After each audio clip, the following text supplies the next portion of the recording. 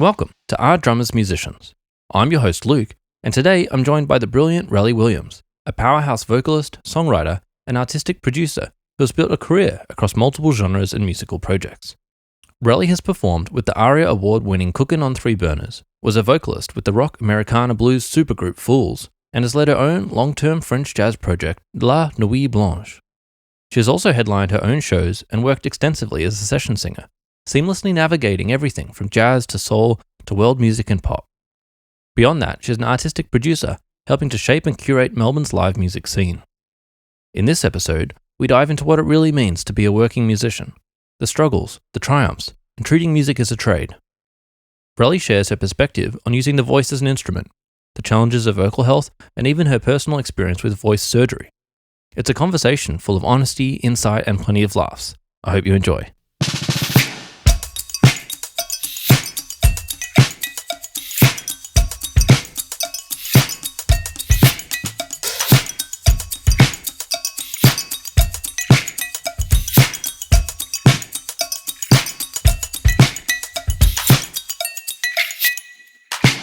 I had my voice physio yesterday, so I'm all like loosey-goosey. I had like acupuncture and things in my mouth. And Is that like to help you recover from I've just been vocally working? quite tired. I did 5 gigs in a row the other week, which I don't usually do these days, but I just couldn't avoid it.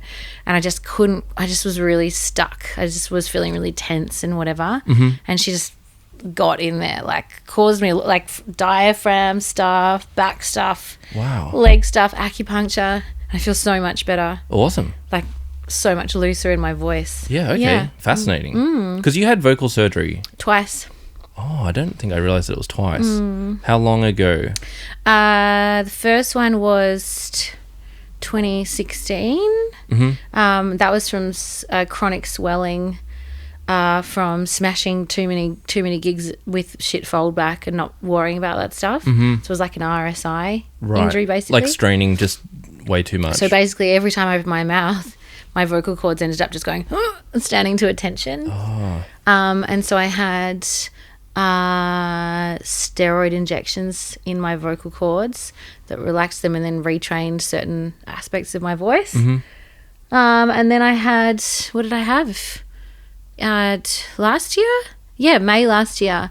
I had that again, and they shaved off a little bit of I had a really, really bad cough sometime in COVID that wasn't COVID, it was something else.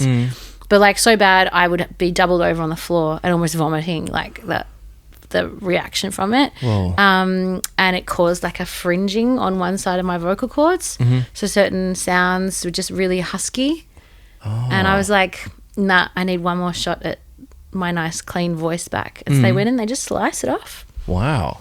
So is that like common with like people with rusky voices? It depends. Some people have nodules or polyps and stuff. This one was just like a pretty clear cut, just there'd been an injury to it and they could go in and I think they still use surgical steel, but sometimes they also laser stuff off as well. Wow. What's that like when, your vocal cords that you've been singing with forever get like adjusted? Like, oh yeah, it was quite weird. It's sort of like it's almost like hearing yourself in cans, or like when you have inhaler helium or something, when you actually, because I think you got to have a few days of silence first, and then when you start speaking again. This time round the recovery was really quick. The other time wasn't, or the time before that, I can't remember. And it was like instantly, I have a clear voice again. I haven't had this for a year. Oh, wow. Yeah. That's awesome. So it it's was not just like being able to like cut like a really good run like really easily, or just cut like a really good stroke through a pool or something after just like struggling a bit. Wow. Yeah. What was the first song that you sang? Actually, I've always road tested things by singing Katie Noonan. Just to make it really difficult on myself, because I knew that when vocally at my peak I can always sing things like Breathing Now or those old George songs. Yeah, okay. Wow. Well, I should apologise to you on the podcast because you were like the second or third podcast guest And I'm so sorry that I messed up the recording and it's lost to the abyss. Well, yeah, it made me think a lot about things after I went off that day, so it was still worthwhile for me. Was it good thoughts about like your career and things? Oh, I just like felt like a musician again after not really feeling like one for a while. So yeah. Well, yeah, okay. I think because when we caught up, it was like March maybe or something. Yeah, a long time ago. Yeah, and you were doing like a couple gigs, but not many. But you were doing a lot of programming. Yep.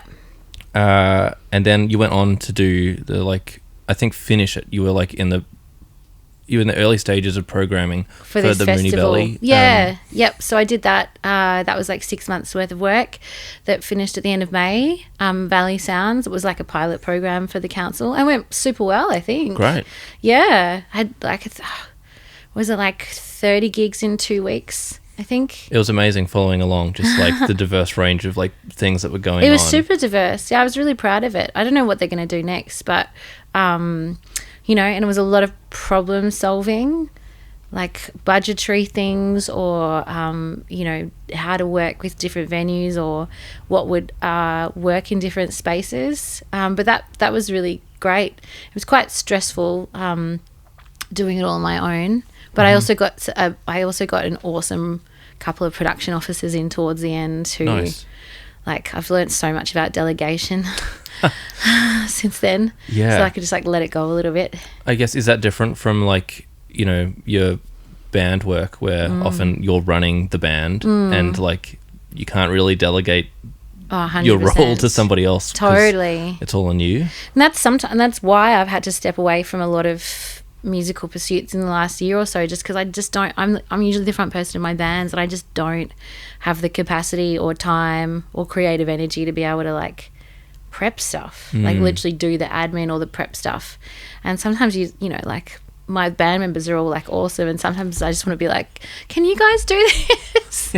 I know it's not their role though, and most of the people I work with would do anything that I ask, but yeah, it is hard sometimes being the one to steer the ship. Have you enjoyed this curation role, the music adjacent but separate to you doing the performing? 100%. I didn't know that I would get so much joy, honest joy out of something that wasn't me on stage. But I realised when I was also producing the Counts at Monash, as well, it's like bringing together, especially when you trust the band and you're excited to show them to an audience as well. You're like, I can't, it's like when you have two mates who are some of your best mates and they've never met, and you're like, I can't wait for you guys to meet because you're going to have this thing in common, and usually that goes well. So I've sort of felt like that, I was creating parties for people, cool, and stuff. So I really, and I love getting musicians paid, or getting people who are really excellent and good people exposed. So that's what I try. I'd really like to find. They're really hard roles to find. I've applied for so many jobs this year, and it's a pretty niche and tight little industry, but I really do love doing that stuff as well. Yeah, well, hopefully you get some more because, the Counts list and that festival with Mooney Valley, you've done so well. Thank you. It'd be cool to see you do more, especially because you're so passionate about it. And thanks. Yeah, clearly quite good at it too. Yeah, I learned a lot of stuff, always have a contingency in the budget and just things that I probably have some strengths that people who come from event management don't have, having had all the live experience. But then obviously I learnt where the gaps in my knowledge were because I haven't had to do that side of things before. So yes, I still feel like I'm a baby producer or programmer, but I do really like it. So hopefully there's more.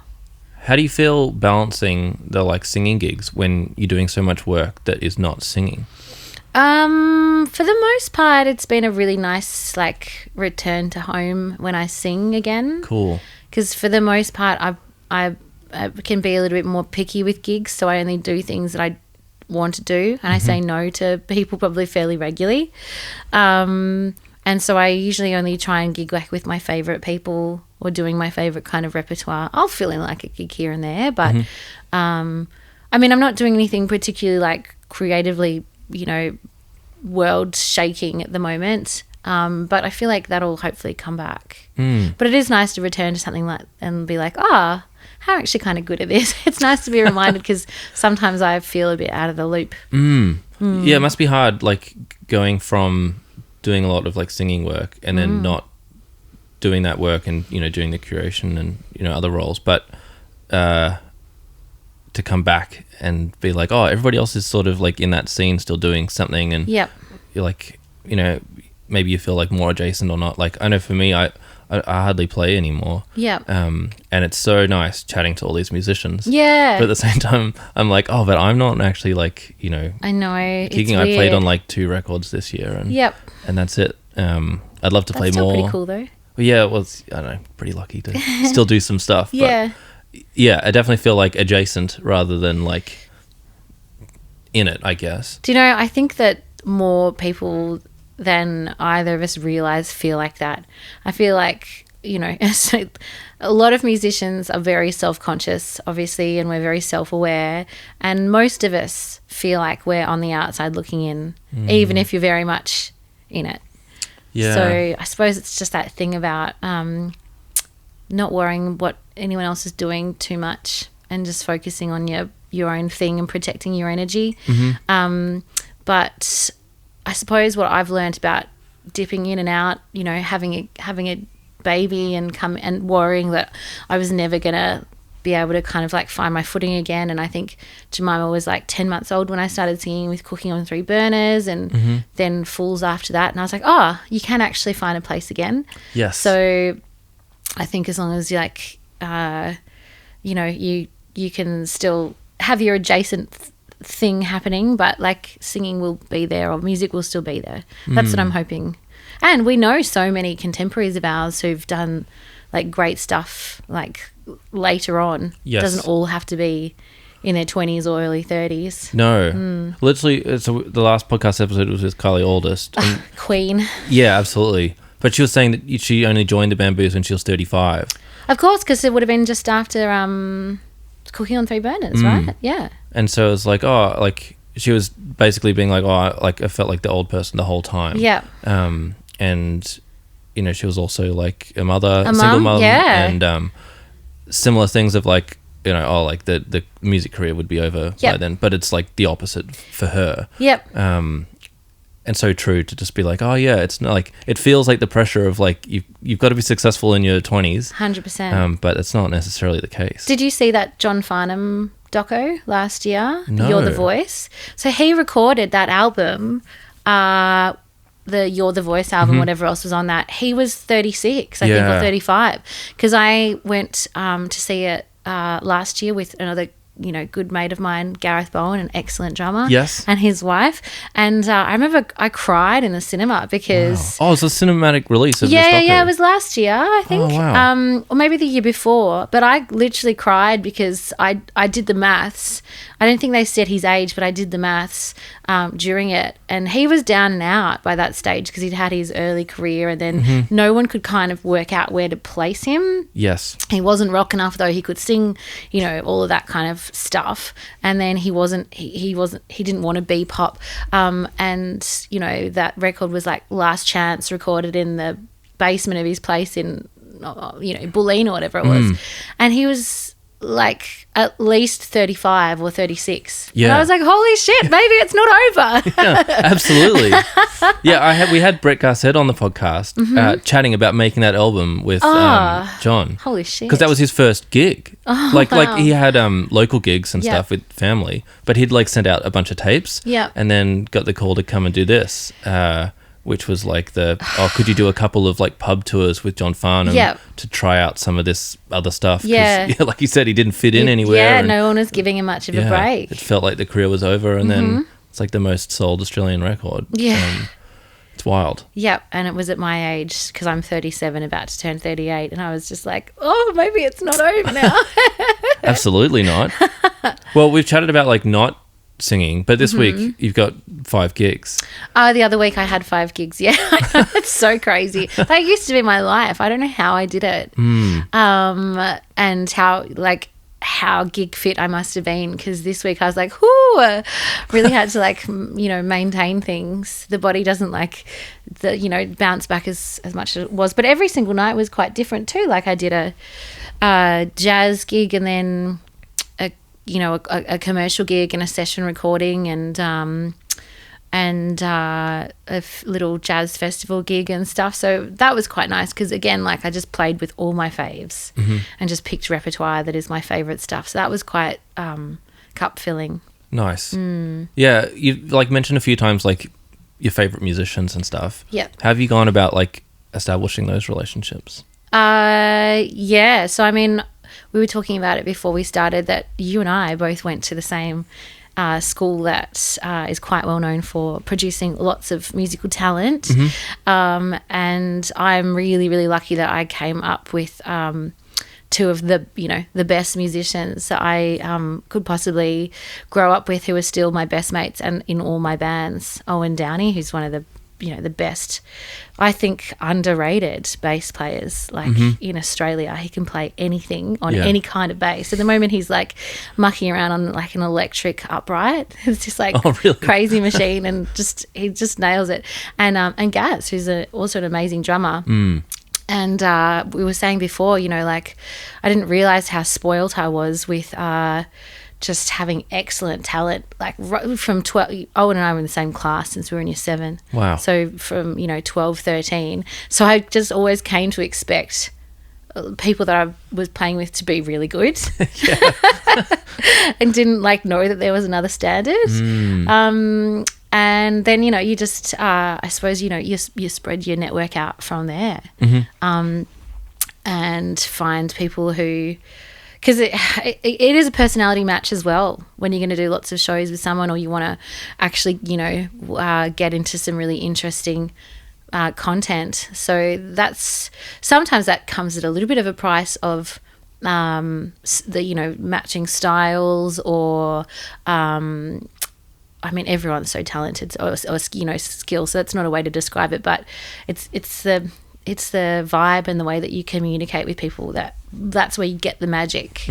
Yeah. So I'm really lucky. Some of those people found me, and I found some of those people, and some of those relationships have developed over time. I have a really long-standing relationship with a amazing piano player called Nathan Liao, again, who I think is a little bit kind of underrated. Like he's just an absolute piano genius. And he also has an alter ego, Life is Better Blonde, where he does quite dark Nathan, how do I describe your music, Scandi depresso pop kind of thing, super synthy, and he sings on it and stuff.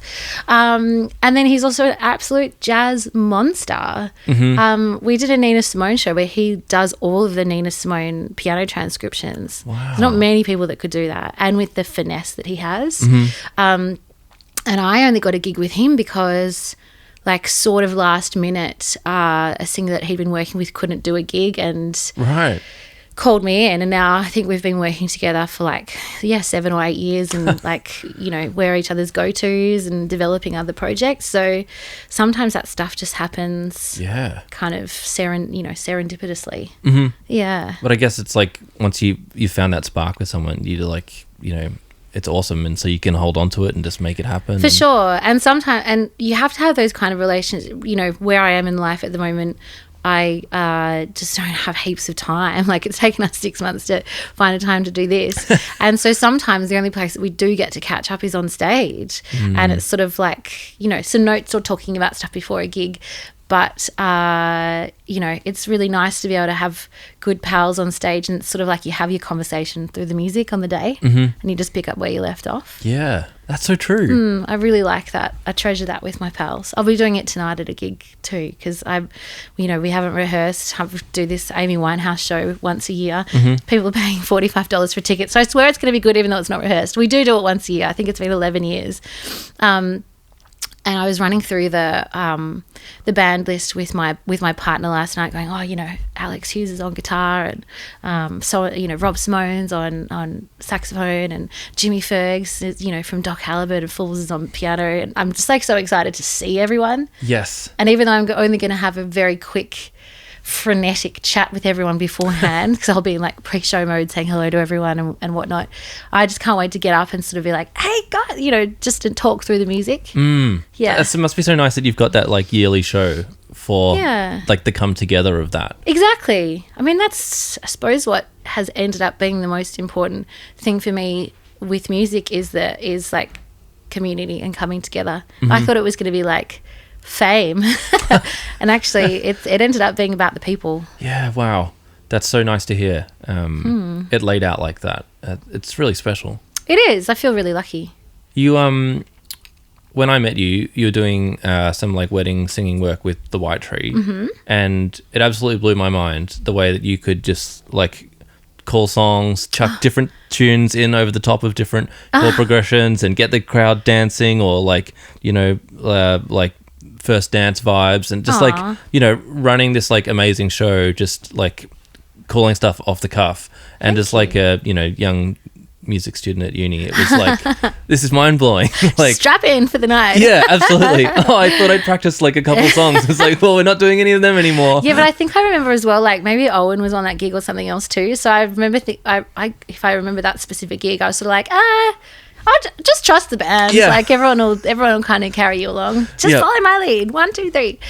Have you always been like that, like able to just like be running it and just like hitting the event stuff as it needs to be in that like sort of separate world where it's like music for like not for the performance but for like an event? No, I think that I definitely learnt a lot on my feet because I was really lucky to get into those kind of like the golden days of event work, I suppose, where things like White Tree and Lark Music were kicking off like 12ish 13ish years ago, where there was a lot of event work. The money was good. You had session players, or like anyone who wasn't in a top tier band in Australia was pretty much doing that kind of work at some stage. So the people that you get to play with was awesome, and so you had to you just had to kind of think on your feet. And I also just played with lots of other great musicians who'd done that stuff and just tried to glean, professional tidbits off them, and you kind of flex that muscle. Yeah. But also, when you're playing a lot of the same stuff, I would always challenge myself to try and sing something like a little bit differently each time. Okay. Or what else could go over, this progression, or like think about, if I tell the bass player to change 2 chords, what could we just like segue into for a little while? Just kind of for my own benefit as well, to keep my musical brain flexing a little bit.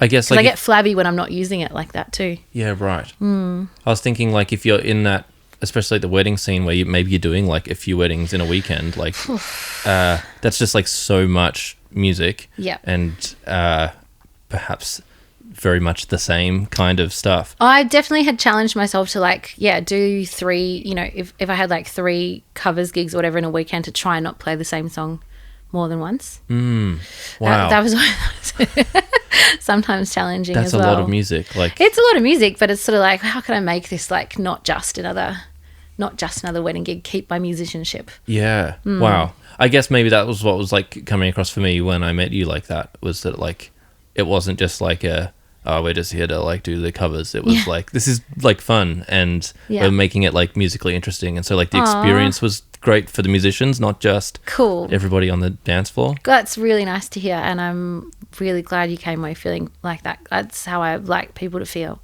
Oh, well, thank you.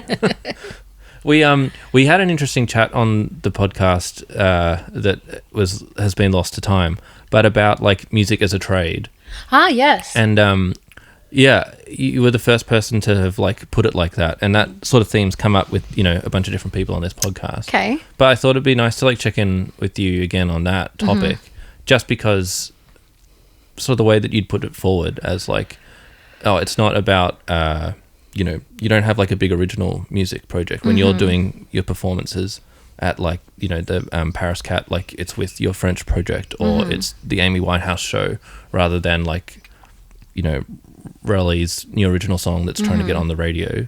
And the way that sort of plays in with the like events work and all these other sorts of things that are in the music scene, but it's not like, I don't know, like trying to get on the top 40 charts or something like that. Yeah. But there's this whole scene of musicians that are all working. Yep.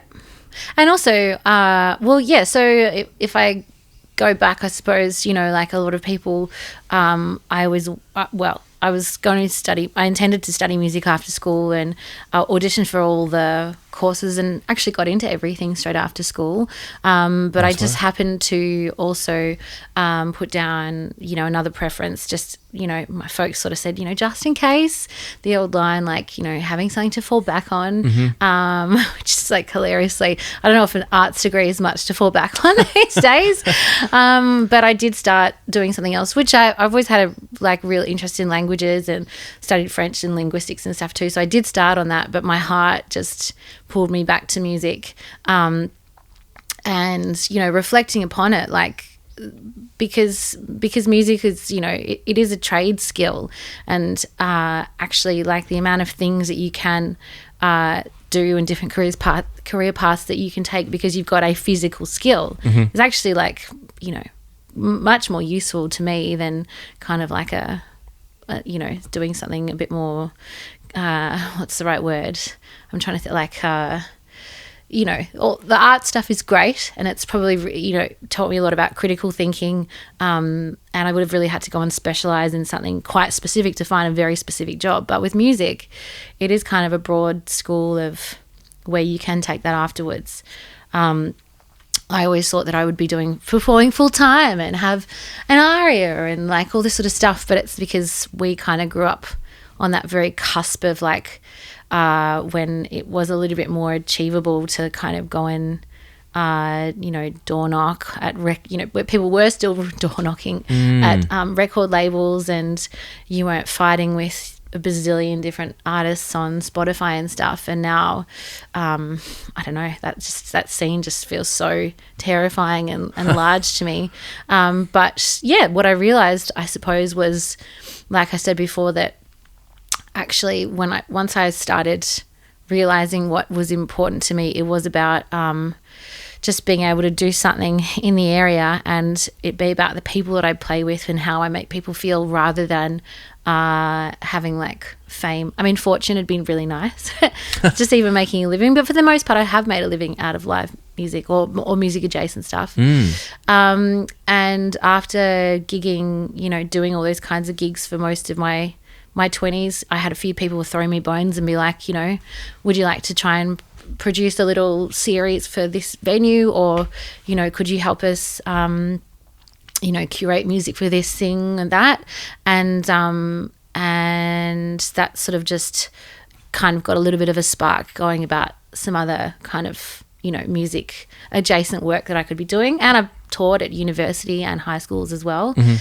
Teaching at uni was at a couple of different tertiary institutions is really great, because you're still sort of you still got a bit of a finger in the a foot in the pool. What's the saying? I can't think. But you still a finger on the pulse. A finger on the pulse of what's going on in the industry these days. And it also makes you reflect back on your own practice. So I always really like doing a bit of that still.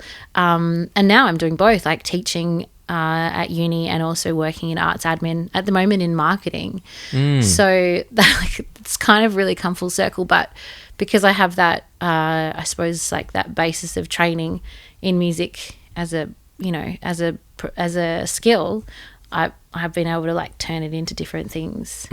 Yeah. So even though that hasn't meant, I do actually have some original music, but it's been sitting there for so long, and I still battle with the same thing that a lot of people battle with, just the terror, the terror of sharing it or how I get it out there. It's sort of on my to-do list next. Well, that's exciting. I hope so. Next year, I really hope to focus on it a bit more. I can't put it off anymore. But I have really tried to impart on students, particularly who've decided to stick it out and actually bloody study music, because that is a battle in itself to convince people to do that these days, that there is a future in music, but it might not be exactly what you think it is all the time. But that's okay, because it's a skill that you can flex and grow in different ways. What's it been like singing with Cookin on 3 Burners? Awesome. When I started singing, I mean, I was so scared. Those guys are just such badasses. And some of that music is so iconic, and they have some real fans of the stuff. So you want to just be able to really bring it. But I think the first thing that struck me, aside from just how like lovely the blokes are, is their level of professionalism. It's just next level. Like even rehearsals are just like next level, and Choi is like such a perfectionist on the drums, and everyone's got their own thing, and just that how their dynamics kind of really work together. You can see why why the group has had such longevity. Yeah, so that was probably the first thing that struck me, was just like that, these guys are pros. Right. I must also be like, as as polished as I can be as well. I need to bring it. Yeah. Yeah, what's it like singing with a band like that has dedicated fans? Yeah, I mean, really cool, and also quite intimidating. Yeah, okay.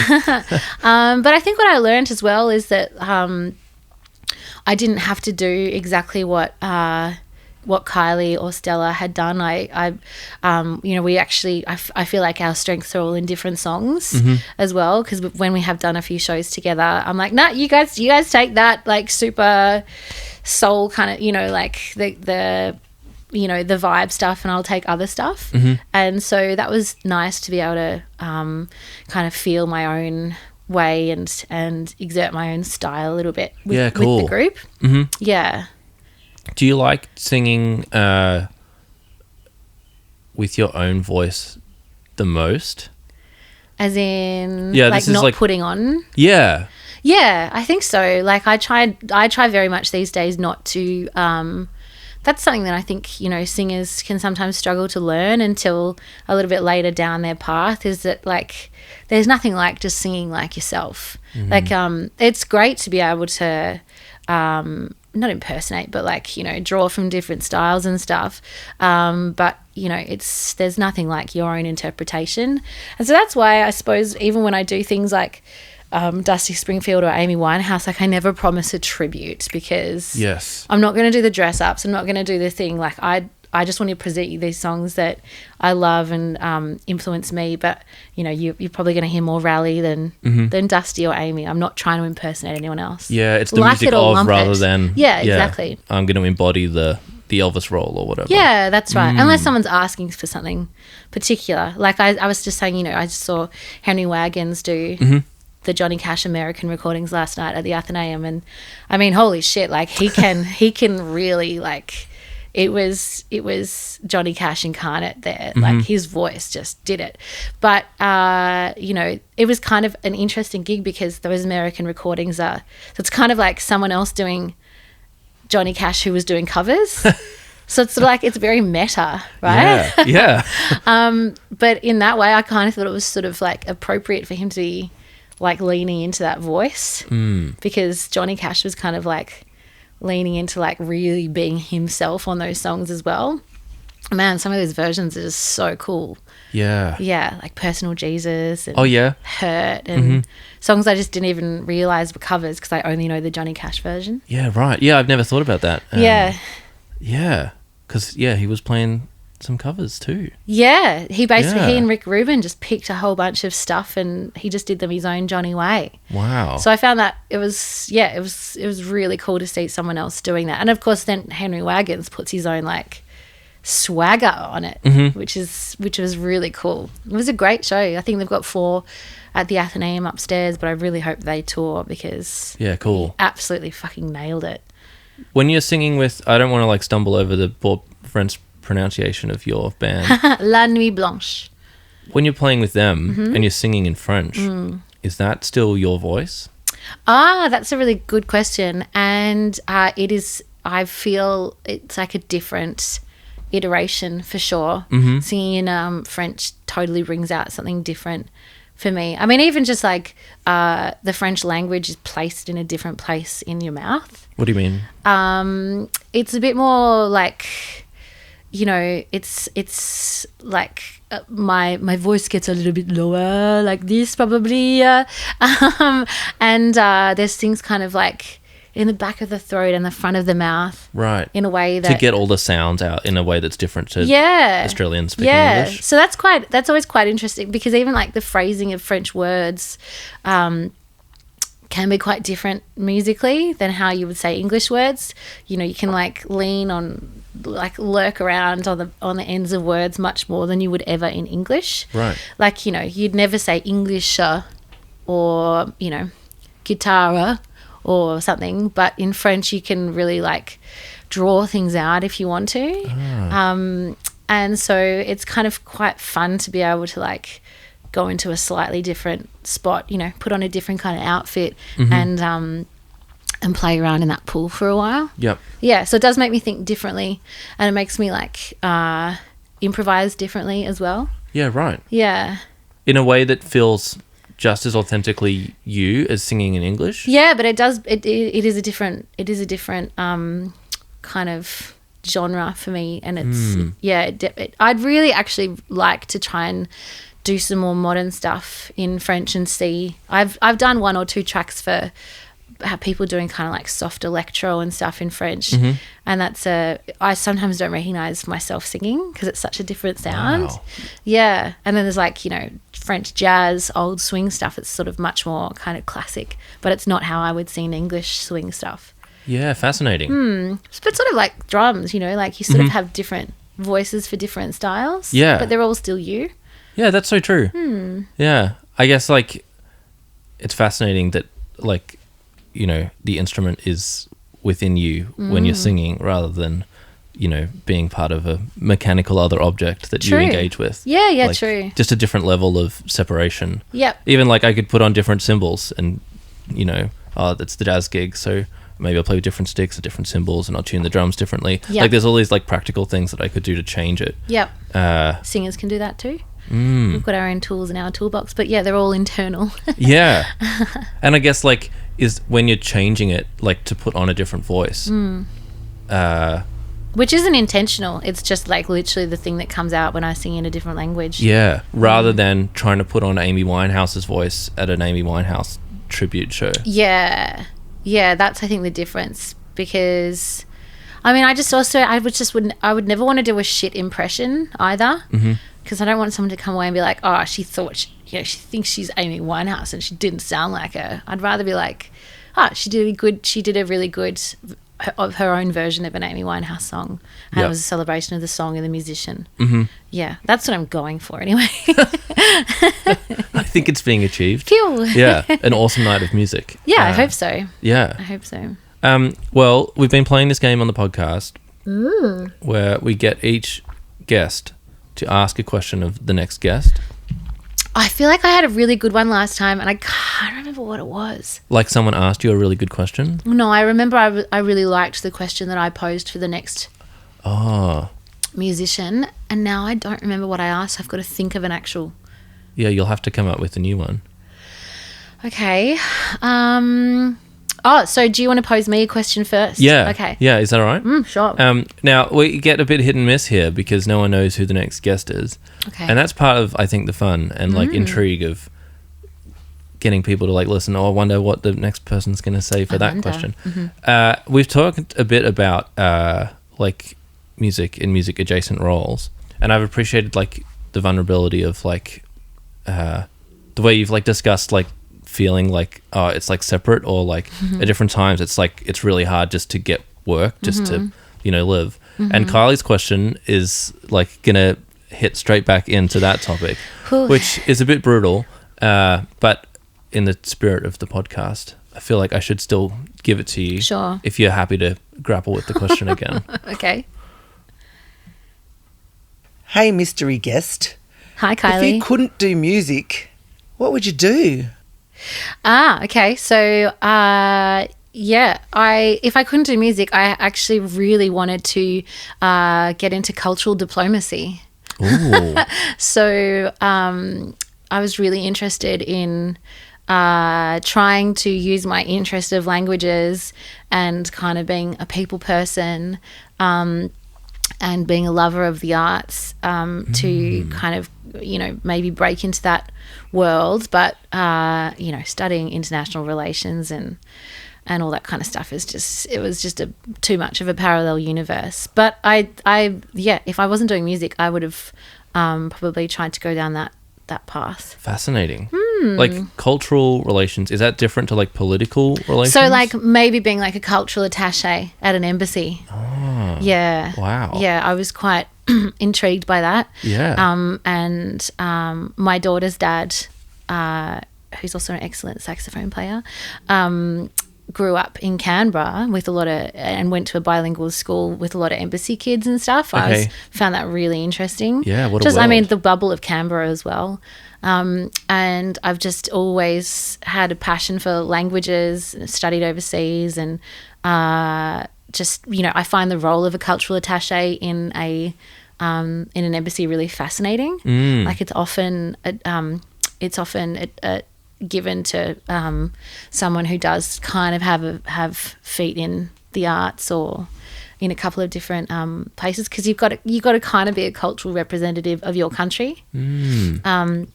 And so, yeah, in a totally parallel universe, I would have really liked to pursue something like that, or perhaps do something around like language or editing or something. I don't know. I grew up with a lot of really, really smart people, and I never felt like I was quite as smart and intelligent, like book smart as them. You know, the school that we went to, Baldwin High, is like there was a lot of high achievers. Yeah. And I was in that special strain of class where pretty much everyone in the class was getting like, you know, 96 and above ATAR. I missed the honour board by 1 point, I think. The shame. So I was like, oh, I guess I'll be doing music then.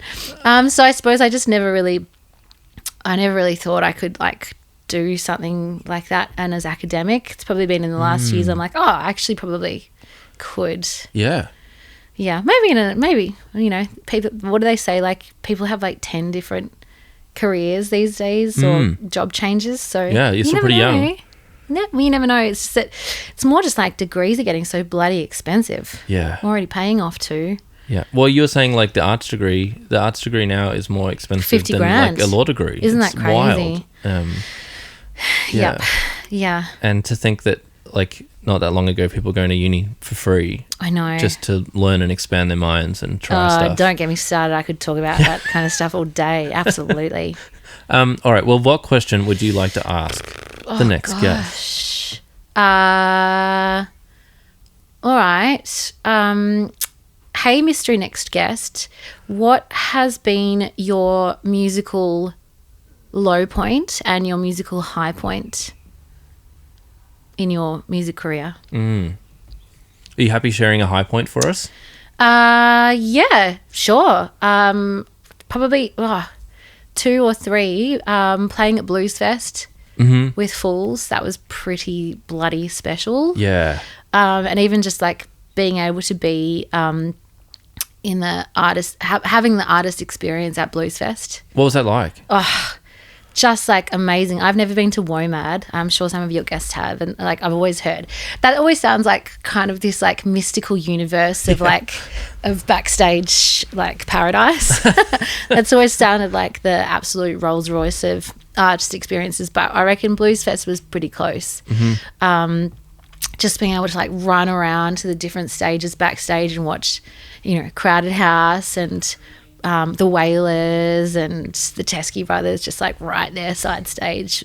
That was pretty fucking cool. And just be seeing, you know, people walk past you in the halls. We had Albo, Anthony Albanese, come and walk past the artist's base when we were there and took a photo with him and stuff, which was pretty, doesn't happen all the time. No.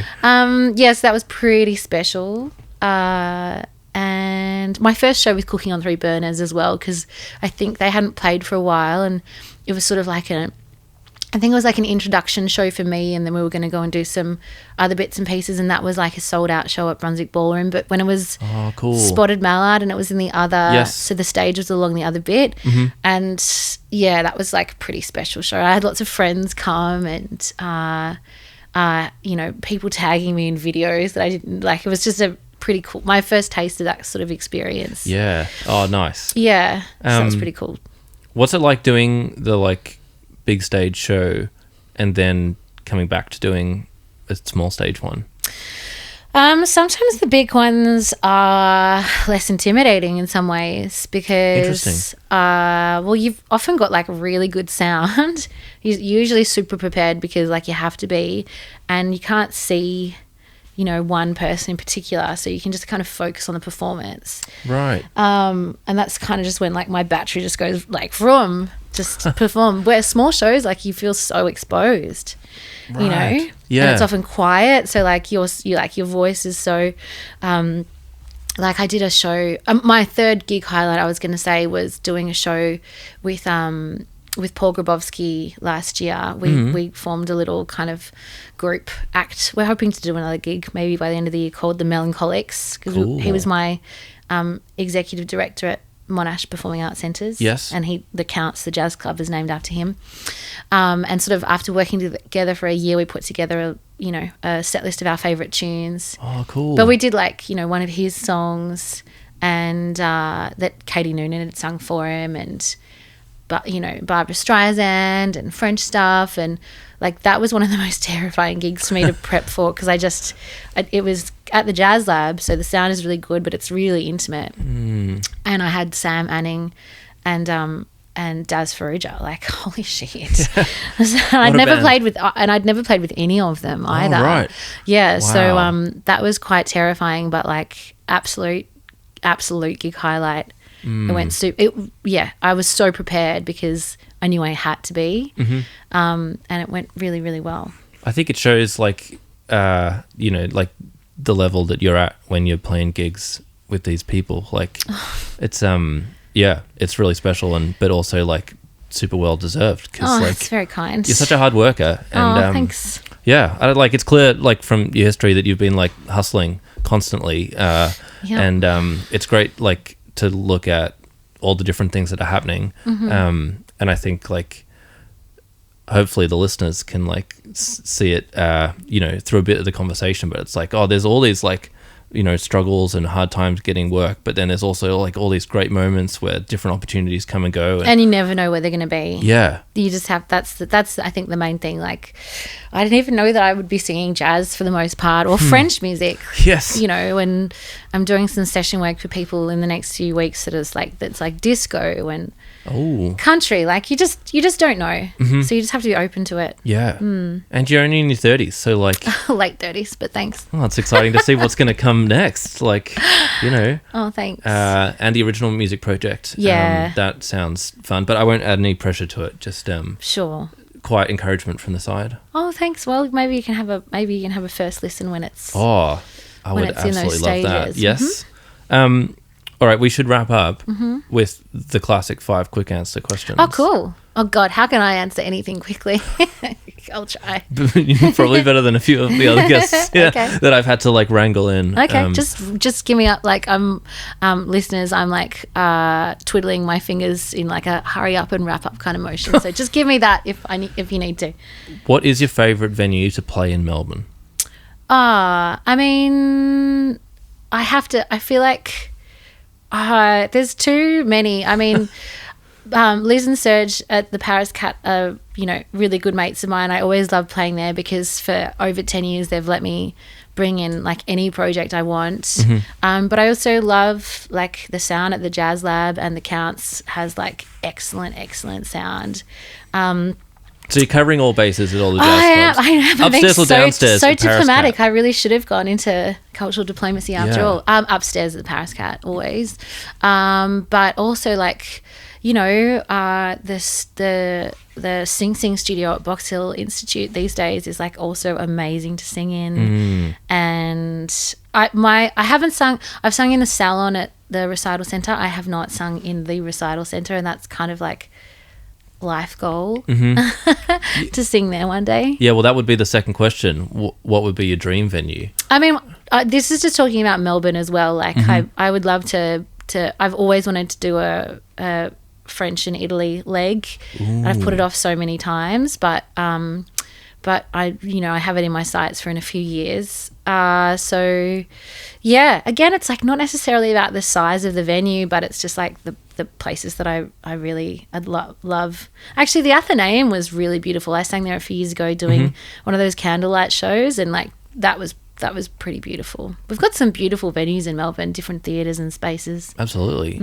What would you sing on a French and Italian tour? I've actually asked some mates who do play, who live in Paris and stuff, and I'm like, should I do French stuff? And they're like, no, do your English stuff. So I'd probably do a little bit of both, I would say. But, they've heard people do kitsch French swing for forever. So, like, there's people that do that really well. I'd like to bring my own kind of Melbourne. The tagline for our French band has always been French music Melbourne style. So I'd probably like to do something. I've always liked to have a really eclectic kind of mix in my sets, like, do some Joni Mitchell, or Ricky Lee Jones, and David Bowie, and like all sorts of weird stuff. So I'd probably do some sort of like eclectic. I'd actually also really like to play. My partner is Scottish and a massive live music fan, and I'd love to play in like a Glaswegian club one day too. Ooh. Because I've just heard so many stories about all those cool live music venues there. Yeah. So UK, France, Italy one day. Yeah, sick. Maybe with the original music too. Maybe. Someone was just touring France that we both know, whose names escapes me. Oh, Dom Gerard is over there. Dom. Yes. Yeah. So she was my boss at Box Hill Institute. Oh, yeah. Yes, of course. That's why. Yeah, she's head of vocal. So she's over there with Zombie Beaches. Yeah, Zombie Beaches, having a cool time. And we know some other bands that have just done Glastonbury and stuff as well. So do we? I always live Glastonbury. Nathan Powers' band just did it. Oh, cool. Who I saw at Brunswick Music Fest earlier this year, but now the name of the band escapes me. Yeah, and I don't. Sorry, Nathan. And another friend of mine, Linda Catalano, who's a fantastic producer. She's just been over for the Edinburgh Fringe. Oh, cool. Supporting some acts, and so I've really loved watching what she does too. So nice. Yeah, our people go far and do amazing things. Yeah. Hopefully me one day too. Yeah. Well, I don't know if like overseas is necessarily the pinnacle of success. Well, that's the thing. It's for me. It's always been about the people rather than the grand venue. So as long as I'm playing with people who I think are amazing. Yeah. Well, and the fact that you've made a career from singing and maintained it for 20 years. Well, almost 20 years. Yeah. Yeah. Oh my god. Sorry. No, it's probably been like 15 that I've survived mainly off music. But yeah. Yeah, I think that's the success for me. Wow, that's very kind. Thanks. What is your coffee order? I feel like such a wanker. Like it's a strong oat latte, or I'm just getting into magics. Oh, because it's actually like the perfect combo of milk and a decent strong coffee. I feel like I haven't heard someone refer to a magic for a little while. Bringing it back. Yeah, they come. Are you seeing them written down on menus again, or is this like you just like wink at the barista and? Well, there's a really I'm at Pentridge, that old jail estate in Coburg, and there's a really, really good coffee shop called Officer. They also like have badass music. I was in there the other day at like 8 a.m. and they were playing Sonny Rollins like vinyl. Oh, cool. Yeah, it was really, so those guys are awesome, and they make like the perfect coffee. And so all you got to say is like a magic, and they just serve it up. Nice. Yeah. What is your favourite place to get food after a gig in Melbourne? I'm in Coburg, so you can always get a kebab. Romantica's was always like, good to get a pasta or a pizza late, because I definitely don't really try and eat before a gig. There was also a really good Israeli restaurant on Hardware Lane in town, Miznon, I think it used to be called. I don't know if it's there anymore, but that was quite good too. I've got a few that I've never been to, like I've always got like Bar Margot in my mind if I'm in the city, but I've often got a babysitter to go home to, so it could be like cheese on toast at home or a Macca's. Right? What's your favourite place to go to after a gig? Yeah, I don't like eating after a gig. That's the thing. I'm often like kind of hyped up. I've usually had some drinks because a little bit of Dutch courage never goes astray. But yeah. I don't like. Oh, actually, do you know what? And there's also a great Malaysian place on Lonsdale Street that's damn, I can't remember what it's called. I feel like I've been there a bunch of times and had like really good Malaysian curries or Nazi champur and stuff. Oh, cool. Yeah, that's a good vibe. Yeah, I feel like when I was at uni, after gigs, like we'd always go get dumplings or like a kebab if it was like North Side or something like that. But yeah, now that like I just gotta go to bed. I know. Romanticas is a good one because Cool. you know they still do the. I'm pretty sure they still do the up plate pasta and stuff too. Yeah, nice. Remember the days of you're younger than me, but I'm sure that you remember of like going to like bar open and then getting like the slice of pizza at the place at opposite Lambs or going to Lambs. Mm-hmm. Oh my gosh! I think bar open's closing now. Oh wow! Open Studio's closing. Open Studio is closing. Yeah, I don't know about bar Maybe open. I'm getting confused. I'm out of the Brunswick Street grunge loop these days. I thought I heard that it was also closing. I hope not. Nothing's open. Bloody hell. Yeah, I know. Well, I'll cut this bit out if I fact check it and it's wrong. Fair enough. I just remember those potato cakes and getting a slice of pizza there. Nice. All right, final question. Oh. What is one piece of advice that you would give to your younger self? Not to worry about what other people think so much. That 100% held me back from doing. I do wish that I had taken more risks with music earlier on in my life. Right. Yeah, but I was too worried about what other people would think. What a parent or a boyfriend would think. Even though I wouldn't have done anything quite as outlandish, but I just kind of always hid behind other people's projects. And now I'm like, damn, kind of wasted time. Not wasted time because I've done other things, but I probably would have just tried to like be a little bit I would have liked to take some more risks with music earlier on. Do you think like the nature of like learning music where there's so much like attention to detail and like that wasn't right, you've got to sing in tune, or you've got to learn this scale and it's got to be better, and it's like such like a hypercritical sort of state that it's hard then to have like another version that is like not so like For sure. critical and like holding yourself back from doing stuff because you are thinking about like Yep. I know at least for me it's like, oh well, I did so much like training in music and sport too, where it was like it's just about like you're chasing like the perfect thing, and so it's like then well, you never release anything. Yeah. And I was chasing not even chasing perfection, but just scared of putting it out there. Or you know, when you're a singer and if you're a songwriter, you know, everyone assumes it's personal content even if it's not, and so I just never kind of wanted to like put anything out there. Oh, that's fascinating. Or I always find it kind of embarrassing or whatever. And these days I'm like, yeah, whatever, I just wrote a song, it doesn't mean anything. You know. People write songs all the time. I had like I did a songwriting session just like off the cuff with Julia Stone once, who we were hanging out for a while, and she showed me this cool technique that she would use to write a song that was like grabbing I think it was like an old encyclopedia or something, and just like opening it to a page and picking a word. Wow. And we wrote a song together, like using that method, Right. with a particular combo of chords that were from something else that she'd been working on. Okay. Yeah. Wow. And it was like, you know, that was literally just conjured up because we found a word and we expanded on that. So that certainly gets you out of the headspace of, you know, just talking about how, you know, your boyfriend left you or whatever. Yeah, not every song has to be your personal, like, I don't know, diary. Exactly. Along to music. Exactly. Yeah. Well, Rel, thank you so much for coming on the podcast. Thanks for having me. It's such a pleasure to talk to you as always. Oh, you always make me think, and it's been a great podcast to listen to as well. So thanks for getting me back. Oh, thanks so much, Rel. Do you have a website or like a particular place that we can direct our listeners to to check out your music? So it's raleigh-williams.com. Or I'm on Instagram as Raleigh Williams Sings. It's RALEIGH.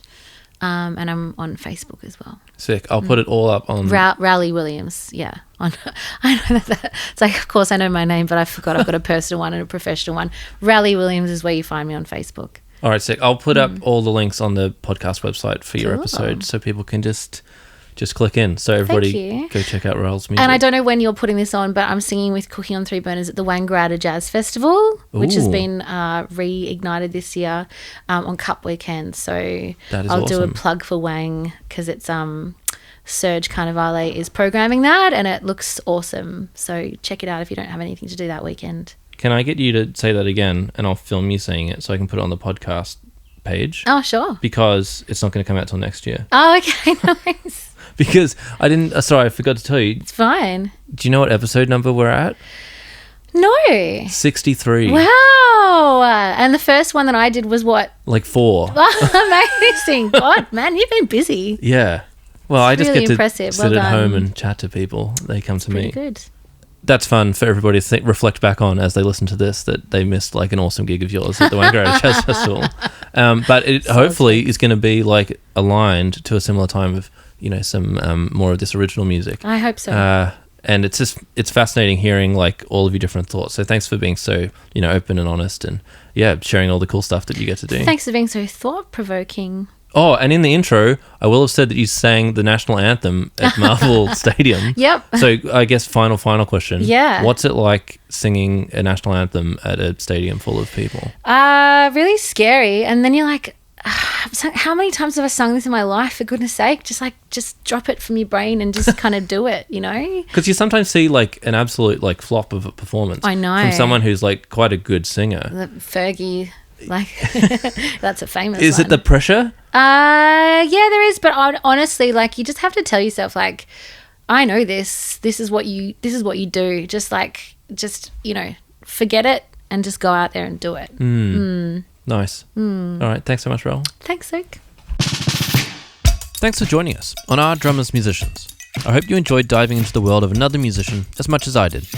Help us grow by leaving a review and sharing the podcast with your friends, family, favorite artist, or anyone else who might enjoy it.